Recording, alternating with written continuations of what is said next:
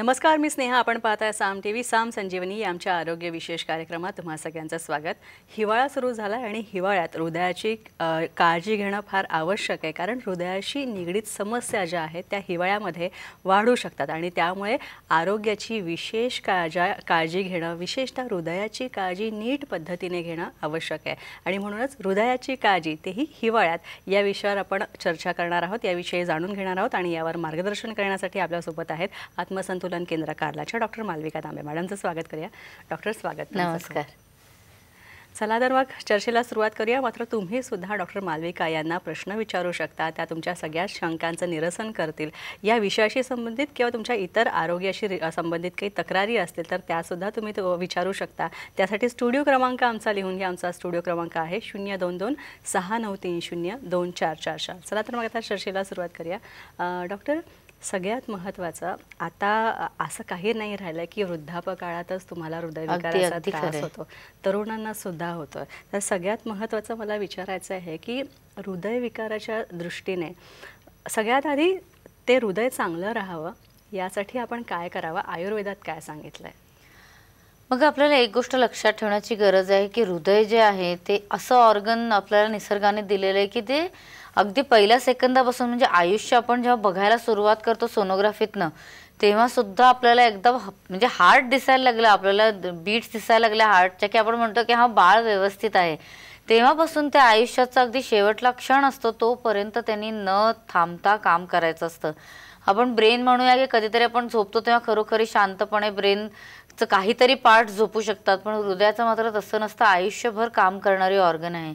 त्यामुळे देवाने तसं पण खूप निसर्गाने प्रयत्न केलेला आहे की त्या ऑर्गनमध्ये कुठल्याही प्रकारचा काही त्रास होऊ नये, आणि म्हणून त्याला सगळं आपण म्हणतो रक्ताभिसरण वगैरे सगळं खूप व्यवस्थित प्रमाणे दिलेलं आहे की त्याच्यात काही चुका होऊ नये, सगळं व्यवस्थित चालू राहावं. त्याच्या स्वतःची आतमध्ये नर्वस सिस्टम वेगळी दिलेली आहे की बाहेर जरी तुम्ही झोपलात तरी त्या हृदयातले होणारे जे ठोके आहेत, म्हणजे आपण म्हणतो ना की ब्लड पुश करण्याकरता, तर त्याचं सुद्धा त्याला स्वतः ॲडमिनिस्ट्रेशन सेंटर जे आहे ते त्याच्याकडे दिलेलं आहे. म्हणजे अशा प्रकारे खूप व्यवस्थित विचार केले.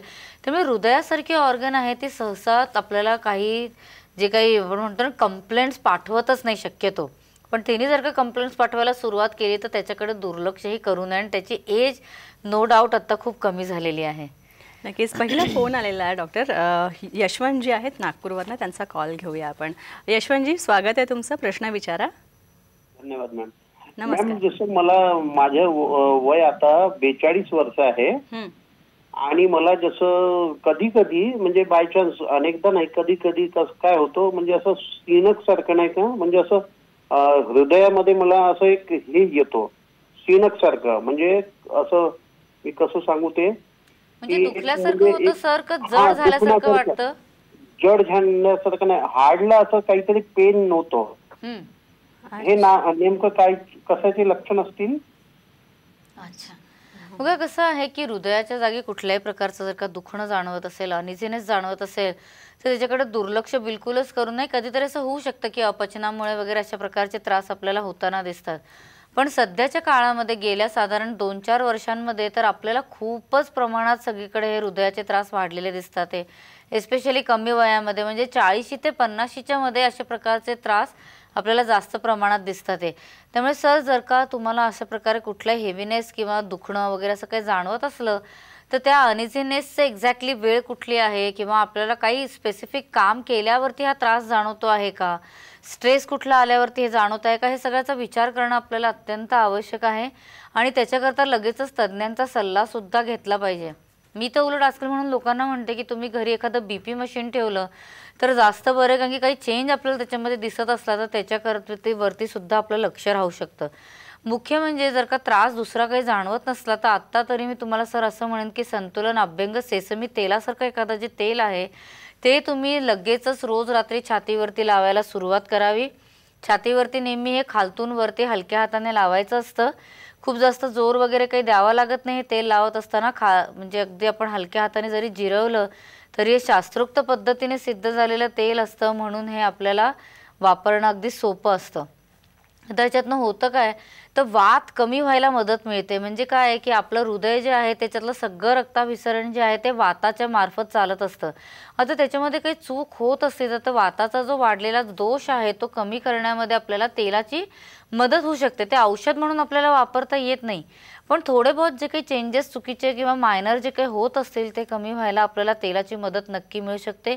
त्यामुळे तेल हलक्या हाताने नक्की पाठीवरती लावावं, छातीवरती लावावं. दोन्हीकडे लावायचं कारण असं की आयुर्वेदामध्ये लंग्स आणि हार्ट हे दोन्ही एकत्र काम करत असतात. त्यामुळे आपल्याला आपलं जो आपण म्हणतो ना की रिबकेज जे आहे तर त्याच्यामध्ये हार्ट आणि लंग्स जिथे ठेवलेले आहेत, त्यामुळे मागे पुढे दोन्हीकडे हे तेल आपल्याला रात्री झोपताना लावायला पाहिजे. श्री गुरुजी म्हणजे डॉक्टर श्री बालाजी तांबे नेहमी म्हणायचे की हे जे तेल आहे ते आपल्याला कवच कुंडलांसारखं दिलेलं आहे. म्हणजे आपल्याकडे कर्णाला कसं सांगायचे ना की त्याला जन्म झाल्याच ते कवच आणि कुंडल मिळालेली होती, त्यामुळे त्याला पटकन धोका कुठलाही नव्हता. तशा प्रकारे श्री गुरुजी नेहमी म्हणायचे की हे तेल नक्की प्रत्येकाने लावावं, एस्पेशली ज्यांना म्हणजे हार्टशी रिलेटेड काही विकार होण्याची संभावना आहे त्यांनी तर नक्कीच लावावं. त्याचबरोबरीने सुरुतप्राश सारखं जे च्यवनप्राश आहे तेही नियमित खरं प्रत्येकाने घेतलेलं चांगलं. म्हणजे सकाळी उठल्यावरती आपण जेव्हा न्याहारी घेतो तेव्हा हे 1 चमचा च्यवनप्राश जर का खाल्लं तुम्ही तर हे स्पेशली हृदयाकरता चांगल्या असलेल्या गोष्टी, म्हणजे आपण म्हणतो ना प्रिकॉशनरी बेसिसवरती अन्नासारखी ही एक गोष्ट आहे, तर ही सुद्धा नियमितपणे खरं घेतलेली चांगली. पण तरी तुमचं वय कमी आहे, काही त्रास जाणवत असला तर त्याच्याकडे दुर्लक्ष न करता लगेचच तुम्ही तज्ज्ञांचं मार्गदर्शन घ्या, सल्ला घ्या, तर तुम्हाला त्याच्यातनं फायदा जो आहे तो नक्की मिळू शकेल. डॉक्टर, शरीरात कोणते दोष वाढले तर हृदयविकाराच्या संभावना असतात? बघा कसं आहे, आपण हृदयाचं एकूण सगळं म्हणजे काय म्हणायला पाहिजे एनाटॉमीचा विचार केला तर त्याच्यामध्ये एक तर मसल्स असतात, म्हणजे त्या सतत पुश करत असतात. जे रक्त असतं त्याचं संवहन सतत होत असतं आणि त्याच्या आतमध्ये आपल्याला मज्जाधातू सुद्धा असते की ज्याच्यातनं आपल्याला सगळीकडे सिग्नल्स जे आहेत ते व्यवस्थित पोचायला मदत मिळते. तर त्यामुळे खरं पाहायला गेलं तर वातपित्त कफ हे तिन्ही दोषांचा आपल्याला विचार करावाच लागतो, पण त्यातल्या त्यात वाताचा विचार जास्त असतो. कारण की सतत ज्याला काम करावं लागत असेल त्याला सतत हलणं गरजेचं आहे, राईट. तर हलण्याची गरज जिथे जिथे असते तिथे आपल्याला वातदोषाचा विचार जास्त करावा लागतो आणि म्हणूनच तेलासारखी गोष्ट सुद्धा जी आहे ती सुद्धा आपल्याला मदत हृदयाला ताकद देण्याकरता म्हणून आपल्याला करता येऊ शकते. मॅडम, आणखी एक कॉल आलेला आहे मुंबईवरनं. मार्तंडजी बोलतायत. मार्तंडजी, प्रश्न विचारा तुमचा. हा मॅडम, माझं कसं आहे, माझ्या हार्ट मध्ये थोडा त्रास होता मला. ते चालता वेळेस थोडं दुखत होतं हार्ट मध्ये, चेस्ट पेन होत होते. अच्छा. तर मग मी अँजिओग्राफी केली तर त्याच्यामध्ये त्यांनी सांगितलं की मायोकार्डियल ब्रिज हा असं आहे तुमचा मायोकार्डियल ब्रिज. म्हणजे मी म्हणलं मायोकार्डियल ब्रिज म्हणजे काय नेमकं, तर ते म्हणे बाबा मायोकार्डियल ब्रिज म्हणजे तुमची एक करोनरी जी आहे ती मसल्स मधून गेलेली आहे. मग त्याला काय इलाज आहे मॅडम? नक्कीच आहे सर. तुमचं वय किती आहे? 68 वर्ष वय. 68 वर्ष आहे. बरं.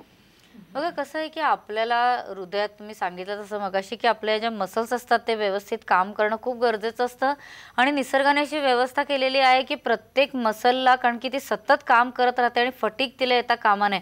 आपण कसं बघा, आता काहीतरी आपण वजन उचललं, आपण जिमला गेलो, आपण काहीतरी एखादं काम सतत केलं की तुम्हाला जाणीव होईल की आपल्या या ज्या मसल्स असतात त्या दमून जातात. तरी तुम्ही नाही ऐकलं तर नंतर आपला हात थरथरायला लागतो, पाय थरथरायला लागतो. म्हणजे ज्या मसलचा वापर कंटिन्युअस केला जाईल तिथे आपल्याला थरथरायला लागतं आणि नंतर बऱ्याचदा ती वस्तू किंवा जे काही काम आपण करत असतो ती हातातळ्यावर सुटून जाते किंवा काम बंद करावं लागतं.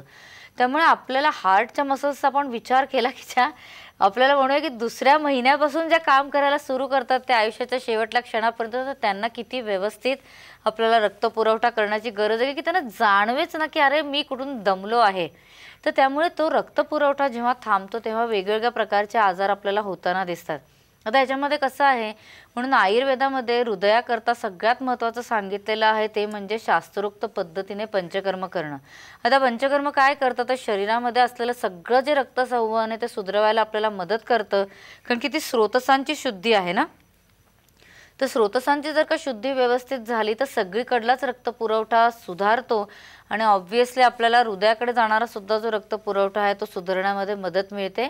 तर त्यामुळे तुम्ही औषधं वगैरे तर जे काही उपचार घेत असाल ते तर चांगलीच गोष्ट आहे, पण वयाच्या हिशोबाने थोडासा वेळ काढून तुम्ही जर का शास्त्रोक्त पद्धतीने संतुलन पंचकर्मासारखं एखादं पंचकर्म करून हृदबस्ती हा एक खूप महत्त्वाचा त्याच्यातला भाग आहे, जो करण्यामध्ये आपल्याला वेळ लागतो, व्यवस्थित त्याची तयारी सगळी करावी लागते. ती सगळी केली आणि मग प्रयत्न करून आपण व्यवस्थित कार्य केलं आपल्या सगळ्या रक्तसंवहनावरती आणि हृदयाच्या ताकदीवरती, तर नक्कीच हा सगळा त्रास तुमचा कमी होण्यामध्ये आपल्याला कदाचित यश जे आहे ते मिळू शकेल. डॉक्टर, यानंतर पालघरवरनं फोन आहे, वैजयंती यांचा, त्यांचा कॉल घेऊया. वैजयंतीजी, प्रश्न विचारा तुमचा. बोला बोला. हॅलो. हा बोला. हा, वैजयंतराई बोलते. हा बोला ना. हा मॅडम, मी काय सांगतो, कोणती खुशी म्हणजे हिच्या असं लहान असताना पडलेली होती, म्हणजे तो जुना माळ लागलाय ना मॅडम, तो दुखतो जरा असं, म्हणजे तिथे. सॉरी, मला ऐकू नाही येत. कुठे लागलाय तुमचा प्रश्न? सविस्तर ते सांगा डाव्या सर. कुशीमध्ये हिच्या लागलाय, लहान असताना पडलेली, तो मुकामार असेल ना. हा, कुठे लागलाय सांग ना. हॅलो. हॅलो. हा बोला.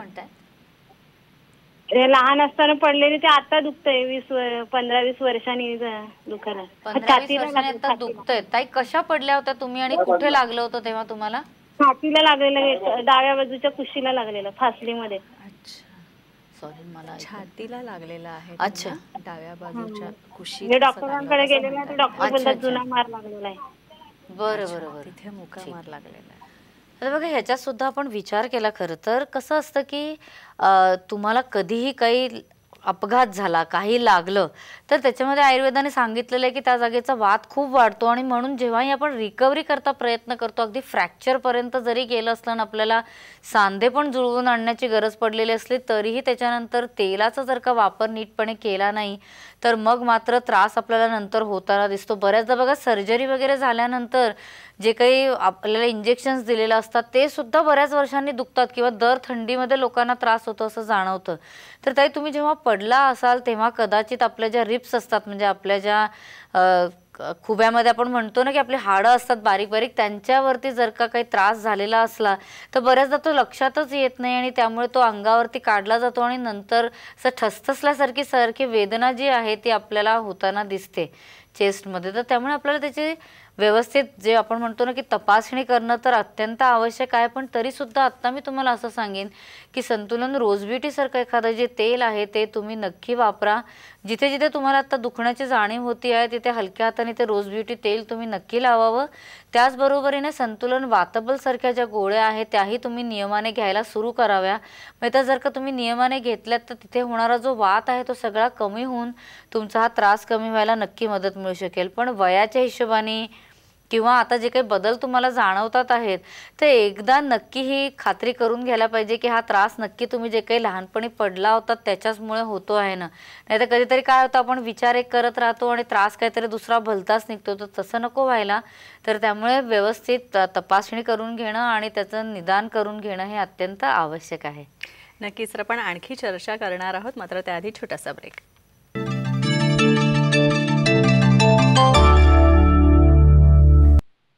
ब्रेकनंतर आपलं स्वागत. हृदयाची काळजी विशेषतः हिवाळ्यात कशी घ्यावी याविषयी आपण चर्चा करतोय. मालविका मॅडम आपल्यासोबत आहेत. मालविका मॅडम, एक फोन आलेला आहे अमरावतीवरनं, अजिंक्य आहेत, त्यांचा कॉल घेऊया. बोला, तुमचा प्रश्न विचारा अजिंक्यजी. नमस्कार मॅडम. नमस्कार. मॅम, माझ्या वडिलांना मागचं 1 वर्ष आधी हार्ट अटॅक आला होता. त्या इन्सिडेंटमुळे त्यांचं हार्ट पंपिंग थोडं कमी झालं आहे. तर आपल्या याच्यात पंपिंग इम्प्रूव्ह करण्यासाठी काही औषध वगैरे आहे का? सर, त्यांचं वय किती आहे? त्यांचं 63 आहे मॅम. 63. बरं. आता बघा कसं आहे की आपल्याला हृदयाची क्षमता वाढवण्याची गरज आहे. आता पंपिंग वगैरे अशा प्रकारचे आपल्या आयुर्वेदामध्ये काही आपण म्हणतो ना की रेफरन्सेस नसतात. त्यामुळे आपल्याला आयुर्वेदाच्या भाषेतनं आपल्याला समजून घ्यावं लागतं की एक्झॅक्टली त्रास काय होतो आहे, नाडी परीक्षणावरून कशा प्रकारचा त्रास दिसतोय, वाताचा दोष दिसतोय का, पित्ताचा दिसतोय का, कफाचा दिसतोय, आणि त्याच्या हिशोबाने आपण जो काही औषधोपचार आहे तो आपण त्या पेशंटला देतो. पण त्याचबरोबरीने आम्ही पाहिलेलं आहे की जिथे जिथे आपल्याला इजेक्शन फ्रॅक्शन, ज्याला आपण आता साधारण भाषेमध्ये आपण पंपिंग म्हणतोय, तर तो जो इजेक्शन फ्रॅक्शन आहे तो जिथे जिथे आपल्याला कमी झालेला आढळतो त्यांच्यामध्ये शास्त्रोक्त पंचकर्म केल्याचा आपल्याला खूप फायदा होताना दिसतो. म्हणजे बऱ्याचदा खूपदा आपल्याकडे लोक अगदी 30 वगैरे पर्यंत इजेक्शन फ्रॅक्शन गेलेली येतात किंवा 25 वगैरे वरती सुद्धा गेलेली, तर काही स्पेसिफिक औषधोपचार केल्यानंतर आपण त्यांच्यावरती शास्त्रोक्त पंचकर्म करतो. आता पंचकर्म काय आहे, ते शरीराची शुद्धी आपण व्यवस्थितपणे करतो, म्हणजे शरीरात असलेला कुठलाही दोष आहे तो आपण आधी कमी करतो आणि मग त्याच्यानंतर हृदयाची ताकद वाढवण्याकरता एस्पेशली हृदबस्तीसारखा एक उपचार असतो जो स्पेसिफिक बस्तीनंतर करता येतो, म्हणजे त्याच्याने हार्टच्या मसल्सची ताकद आपल्याला वाढवायला मदत मिळते वगैरे. तर त्याचे खूप वेगवेगळे कॉम्बिनेशन्स आपल्याला प्रकृतीप्रमाणे वयाप्रमाणे घ्यावे लागतात आणि ते सगळं केल्यानंतर हे अशा प्रकारचे जे त्रास आपल्याला दिसतात आहे की त्यांचं इजेक्शन फ्रॅक्शन कमी झालेलं आहे ते नंतर वाढलेले आपल्याला दिसतात. पण याचं सगळ्याचं निदान जे आहे किंवा कितपत काय फरक पडलेला आहे हे सगळं आपण करत असतो ते आपल्या नाडी परीक्षणावरून आणि आपल्या आयुर्वेदामध्ये दिलेले जे निदानाचे सगळे क्रायटेरियाज आहेत त्याच्यावरून आपण हे सगळं करत असतो. तर सर मला असं वाटतंय तुमच्या वडिलांचं वयाच्या हिशोबाने की तुम्ही जेवढ्या लवकर मार्गदर्शन घेऊ शकाल त्याच्यावरती आपल्याला काम करता येईल तसं आपल्याला पटकन रिझल्ट जे आहेत ते मिळण्यामध्ये मदत मिळू शकेल. तर नक्कीच तुम्ही थोडासा वेळ काढावा या सगळ्याकरता आणि आयुर्वेदिक व्यवस्थित जर का उपचार घेतले तर मला वाटतं की त्याच्यामध्ये फायदा मिळण्याची शक्यता खूप जास्त असू शकते. डॉक्टर आणखी एक फोन आहे अकोल्यावरून, चित्रा यांचा, त्यांचा कॉल घेऊया आपण. चित्राजी नमस्कार, स्वागत आहे तुमचं, प्रश्न विचारा. हॅलो, मी नम्रता भाकरे बोलत आहे. अच्छा, बोला बोला, तुमचा प्रश्न विचारा नम्रता. माझ्या मम्मीचं विचारायचं होतं मला की बोला बोला नम्रता. माझ्या मम्मीचं वय 40 आहे आता. हा, तर माझ्या मम्मीला नेहमी काय घ्यायला पाहिजे असं, मग खूप म्हणजे केस गळतात मम्मीचे म्हणून. अच्छा, नम्रता तुमचं स्वतःचं वय किती आहे? लहान. माझं स्वतःच 14 आहे. अरे वा, आईसाठी त्या खूप छान वाटलं तुझा फोन आला ते. कसं आहे बघा, म्हणजे आता आई करताची जी म्हणजे कळकळ आहे ना तिच्या आवाजात अगदी जाणवते आणि तू इतका छान प्रश्न विचारला त्याच्याकरता थँक्यू.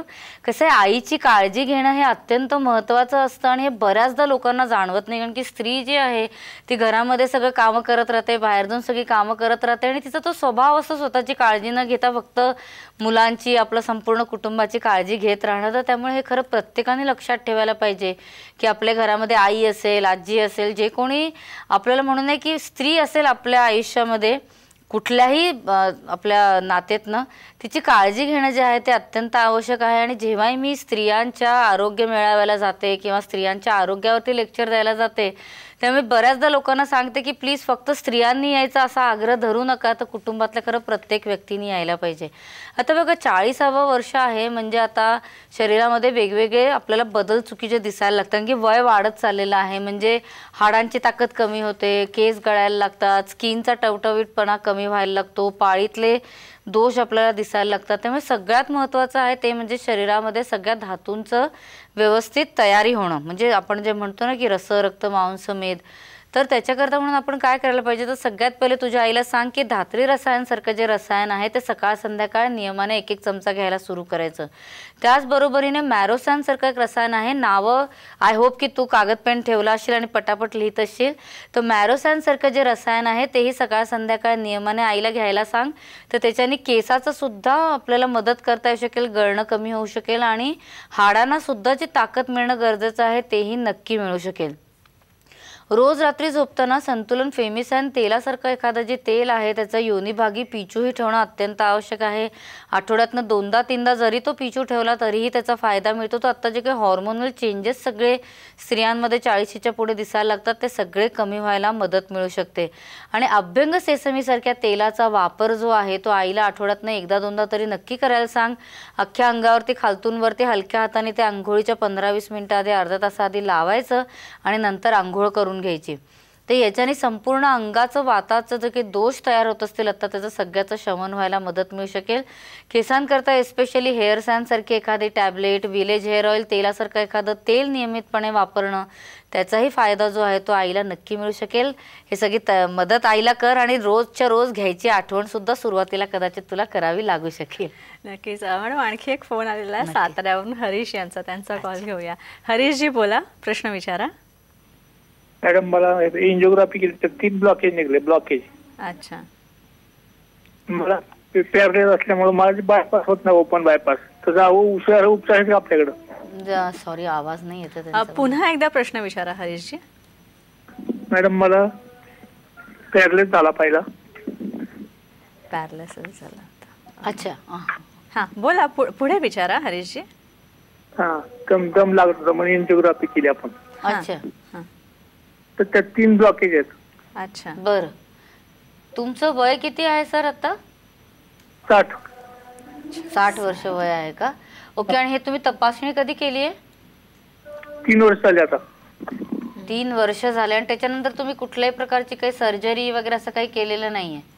माझं केलं 7 दिवस. अच्छा, पण काय उपयोग नाही झाला. बरं बरं. अच्छा, बघा कसं आहे की आपल्याला शरीरामध्ये कुठलाही त्रास जर का जाणवायला लागला तर मी मगाशी म्हटलं तसं की आपल्याला तपासणी करून योग्य पावलं आहेत ती उचलणं अत्यंत गरजेचं आहे. आता बघा, आपण जर का आयुर्वेदिक दृष्ट्या काम करायला याच्यावरती घेतलं तर हृदयामध्ये काही ब्लॉकेजेस असले तर त्याचं आपल्याला निदान करावं लागतं की ते वातामुळे आलेले ब्लॉकेजेस आहेत, पित्तामुळे आलेले ब्लॉकेजेस आहेत, कफामुळे आलेले ब्लॉकेजेस आहेत, आणि त्याच्या हिशोबाने त्याच्यावरती काम करणं अत्यंत आवश्यक असतं. आता त्याच्याकरता कधीतरी 4-5 महिने तरी किमान औषधं घ्यावी लागू शकतात. त्याच्यानंतर महिना 2 महिन्याचं आपल्याला म्हणजे जसं आपल्याला गरज पडेल तसं आपल्याला पंचकर्म करण्याची गरज पडू शकते. तर त्याच्यामध्ये आपल्याला व्यक्तीचं काय त्रास आहे, काय प्रकृती आहे आणि कशा प्रकारे शरीर रिस्पॉन्ड करतं आहे, त्या सगळ्यावरून आपल्याला वर्क जे आहे ते करावं लागतं. आता बऱ्याचदा कसं होतं की आपण काही ट्रीटमेंट घेतली तर त्याच्यानंतर लगेचच परत सुद्धा त्रास होता. जसं आता परवाच माझ्याकडे एक पेशंट आले होते, त्यांनी साधारण मार्च 23मध्ये एंजिओग्राफी केली, काहीतरी त्रास झाला, एकदम घाम बी मला छातीत दुखायला लागला आणि त्यांनी सर्जरी केली, एंजिओग्राफी करून एंजिओप्लास्टी झाली. आता त्याच्यानंतर त्यांनी ऑक्टोबरमध्ये परत सेम त्रास झाला म्हणून परत गेले तर परत ब्लॉकेजेस तसेच्या तसे आहेत.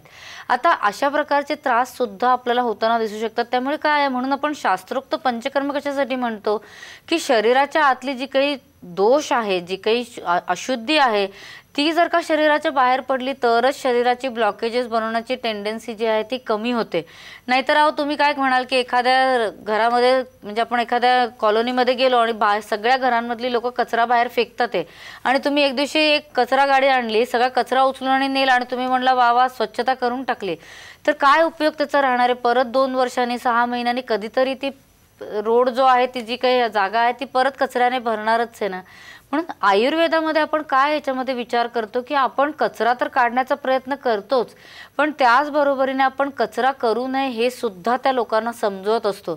त्यामुळे त्याच्यामध्ये थोडासा वेळ जातो, मेहनत आपल्याला जास्त घ्यावी लागते, पण पुढचा सगळा जो त्रास असतो तो आपल्याकडे थांबतो. आता आपल्याकडे कसे पेशंट्स आहेत की आता 25 वर्ष वगैरे झालेली अशी लोक आहेत की ज्यांना सांगितलं होतं की तुम्ही तातडीने सर्जरी करा, पण त्यांनी व्यवस्थितपणे लाईफस्टाईल चेंज करून आपल्याला आयुर्वेदाची मदत घ्यायची असं नीट विचार करून घेतलेली जी पावलं होती, पंचकर्म होतं, त्याच्यातनं आता आज 25 वर्षानंतर सुद्धा ते व्यवस्थित आयुष्य जगतात आहे. त्यामुळे घाबरून जाऊ नका. आपण ह्याच्याकरता व्यवस्थितपणे पावलं घेणं म्हणजे आपल्याला काहीतरी कार्य करणं त्याच्याकरता नक्की गरजेचं आहे. त्याच्याकडे नुसतं दुर्लक्ष करून चालणार नाही. तर तुम्ही तज्ज्ञांचा सल्ला घ्या, व्यवस्थित वेळ देऊन सगळं तुम्ही उपचार जे आहेत ते केले तर त्याच्यातनं फायदा जो आहे तो तुम्हाला नक्की मिळू शकेल असं मला विश्वास वाटतो. नक्की. जर तुम्हाला सुद्धा आणखी काही या संबंधित प्रश्न असतील किंवा आणखी काही शंका असतील तर डॉक्टर मालविका तांबे म्हणून त्यांचा यूट्यूब चॅनल आहे, इथे तुम्ही जाऊ शकता आणि वेगवेगळ्या प्रकारच्या तुमच्या शंकांचं निरसन तुम्ही या मालविका मॅडमचे व्हिडिओज बघून किंवा आणखी त्यांचे काही क्लिप्स आहेत ते पाहून तुम्ही करू शकता. डॉक्टर तुम्ही इथे आला त्यासाठी खूप खूप आभार तुमचे. मलाही आनंद आहे. यानंतर इथेच थांबतोय. नमस्कार.